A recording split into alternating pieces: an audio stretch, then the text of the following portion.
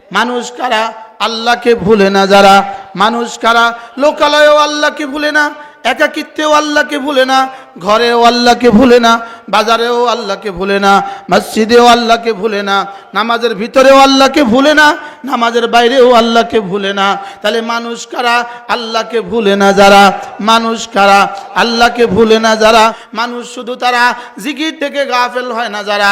2 নম্বরে মানুষ শুধু তারা নামাজ থেকে গাফেল হয় না যারা। 3 নম্বরে ওয়াইতাইজ যাকাত, মানুষ শুধু তারা হিসাব করে করে যাকাত দেয় যারা। 4 নম্বরে ইয়াখাফুনা ইয়াওমান তাতাকাল্লাবু ফীহিল কুলুবু ওয়াল আবসার, মানুষ শুধু তারা আখিরাতকে ভয় করে যারা। মানুষ শুধু তারা আখিরাতকে ভয় করে যারা। এবার মুখস্থ করেন একটা করে। 1 নাম্বার মানুষ শুধু কারা? জিকির থেকে গাফেল হয় না যারা। 2 নাম্বার নামাজ থেকে গাফেল হয় না যারা। 3 নাম্বার যাকাত থেকে গাফেল হয় না যারা। 4 নাম্বার আখিরাতকে ভয় করে যারা। আমার মনে হয় আমি তাকরার করাইতাম, রিপিট করাইতাম। 1 নাম্বার মানুষ শুধু কারা? যারা বলে না, যারা বলে না তাদের নাকটা টেনে দিবেন, সবক শোনাতে হবে। মানুষ শুধু কারা? জিকির থেকে গাফেল হয় না যারা। 2 নাম্বার নামাজ থেকে গাফেল হয় না যারা। 3 নাম্বার যাকাত থেকে গাফেল হয় না যারা। 4 নাম্বার আখিরাতকে ভয় করে যারা।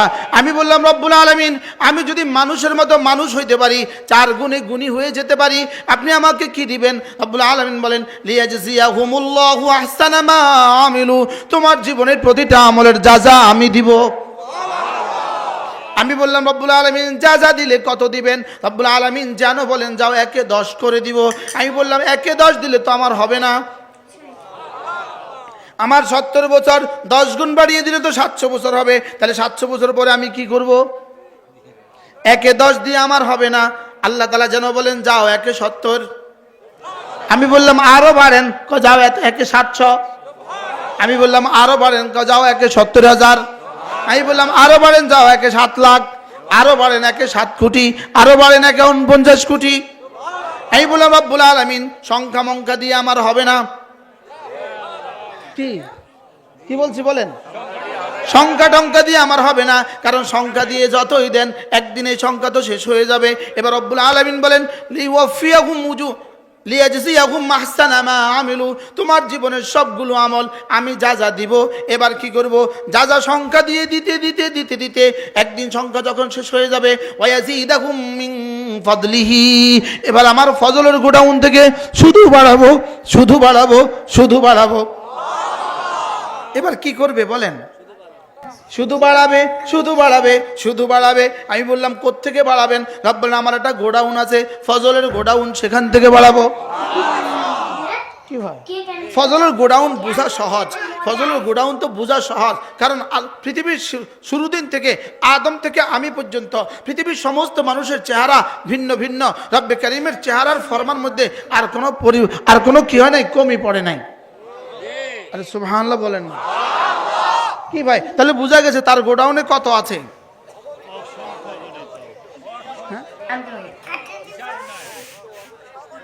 হ্যাঁ অগণিত গোডাউনে কত আছে।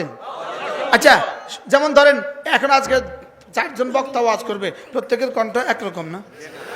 সারা বাংলাদেশের কোন মসজিদের দুই ইমামের তেলাওয়াত একরকম, তাহলে বোঝা গেছে এত কণ্ঠ তো পাইল কই?